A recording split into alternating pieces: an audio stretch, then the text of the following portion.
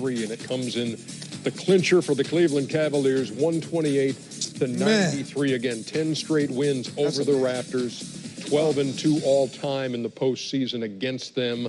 And so the Cleveland Cavaliers move on, and they shoot just under 60%, tying the franchise playoff mark for the best shooting in a game. Chuck, when you play golf, and I'm talking about the new Charles playing golf. Yes. There are certain holes you get to when you're playing, even if it's a course you play all the time. Yes. And there's like a certain hole. Oh, when I get to 15, and you're thinking about it for 4 holes, that water on the right gets me every time. I put it in there about 15 times. The Cleveland Cavaliers are the 15th hole for the Toronto Raptors. They can be playing as well as they can during the regular season, and then that 15th hole jumps up and gets them every sometimes time. like when I'm in the zone, I play a hook. Yeah. It's like when you need to play a fade, but all you hit is a draw. Shout out to Jason Duffner. Jason plays, he plays a cut also. Yeah. Psychologically, after game 1, they were done. Ernie, remember what I said when we said get ready for game 1? I said I would never say a team has to win a game 1, but the Toronto Raptors had to win game 1. And the way they lost it. In overtime with all the misses and everything else. No, just losing the game because they were still shell-shocked in game 2 because they got beat down in game 2. And then they tried to show some pride in game 3, and then they quit again tonight.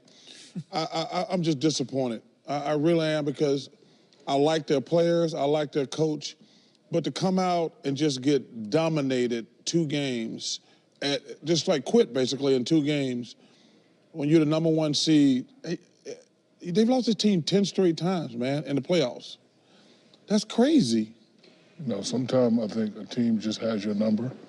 After game 1, I don't know if the media asked them this question, but they were talking about, no, they're not in our head, no, we're not scared, we're like this, which meant to me that they were still thinking about it. And, game 2, they came out and played nervous basketball. They lost that, and, their backs were against the wall. LeBron did what he did.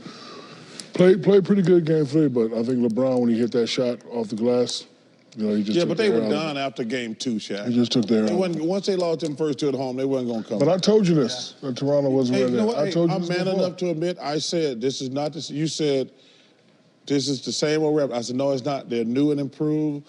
But you know what? Hey, you got to be man enough to admit when you're wrong, and I was 100% wrong on the Raptors. I mean, we the North. We the North. I mean, we could go over all of the energy level, the strategic things that they did incorrectly. And we do that. We can have a laundry list of things and go, oh, wow, it's after the fact, of course. So I'm not going to try to go into that. But it was a lot that was very obvious that could have been changed. I will say that.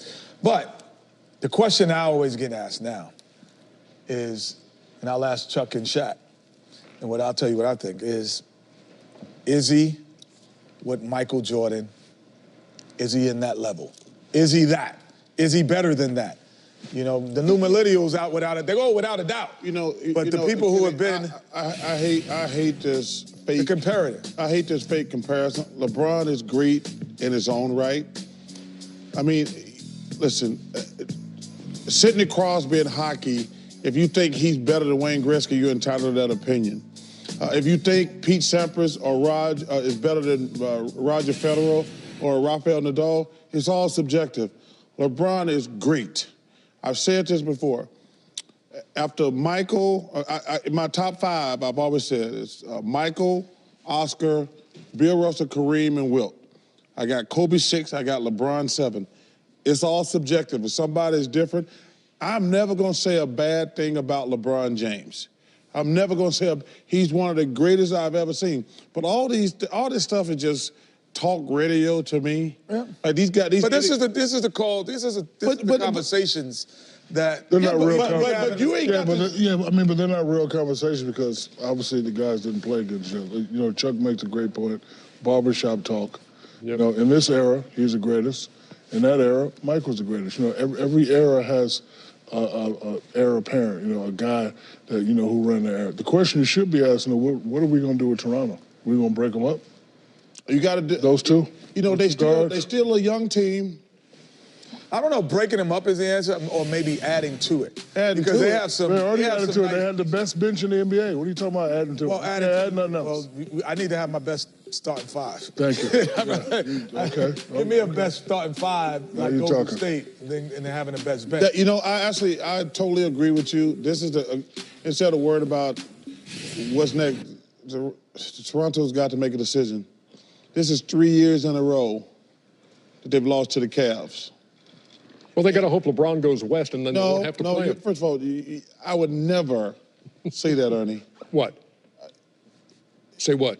I would never say, as a player, you're going to ask Kenny this or you're going to say this. I would never, as a player, hey, guys, we ain't going to win. This guy leave. I said it in jest. No, I know that. But I'm saying, but also, you know what they got to People are saying that for real. But you know what they got? They have to sit down and make an honest, like, are we good enough? What we need to work? Because you look at the future. Forget what LeBron's gonna do. I hope he stays in Cleveland. I already said that. But now you got the Celtics, and you got the Sixers for the next 10 years, and possibly the Bucks. If they get they're not in that conversation. I mean, young team. No, they're not as good as. No, they're not nowhere near. But right now, Boston and Philly. Let me tell you something. You know what's a great conversation we should have right now? For the next, how long would you like to stay here tonight? That's all right. I'm good. We can go home right now. No, because I want to watch the hockey game. Shout out Alex Ovechkin. So what's your next great? For the next 5 years, Shaq, and I'd like to get both of y'all opinion. For the next 5 years, would you rather be the Philadelphia 76ers or the Boston Celtics? Ooh. Boston Celtics. I would say I would Boston probably Celtics. be the Boston Celtics because what they're doing without their best two players and what Brad Stevens doing without their best two players. When Philadelphia didn't have their best two players, they were fishing in the lottery every year. And to add on to that, Boston has a system. Without question. Philadelphia just talent, run up and down, shoot threes. That'll win you some games, but that ain't gonna get you no championships. Systems win championships. So to answer your question, I'd rather be Boston. I think I would rather be Boston right now. But I did say earlier that this might be the best thing if they lose, that 4-1. The best thing for those two guys, Embiid and Simmons, you just put Embiid out of it, but I think him as well, their workout regimen this summer will be totally different, and they will come back differently because they've been great players to get to this point on talent, and now you know what, maybe I do have a hole in my game. No question. It's hard my father used to say this all the time. He said, don't sit next to Chuck too much because it might rub off. But then he also said, it's hard to work hard when you're sleeping in silk robes.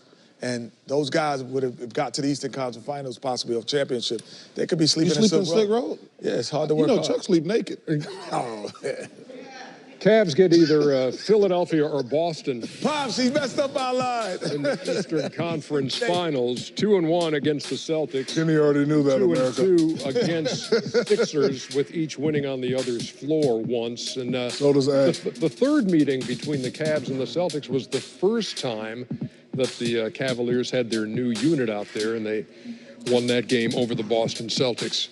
So we shall see what we shall see. When I see Shaq taking off his belt, I was running. Is that Forrest Gump? Yes, it is. Yes, it is. Gonna be a long summer in Canada. 1, 2, 3. Cancun. We're going fishing, y'all, up in Mississauga. Rod Black. Oh, man. Chris Simpson. Man, oh, man. Man, I got to go up to Canada to go fishing with my boys up there. They got Leo Rowdens. Boom.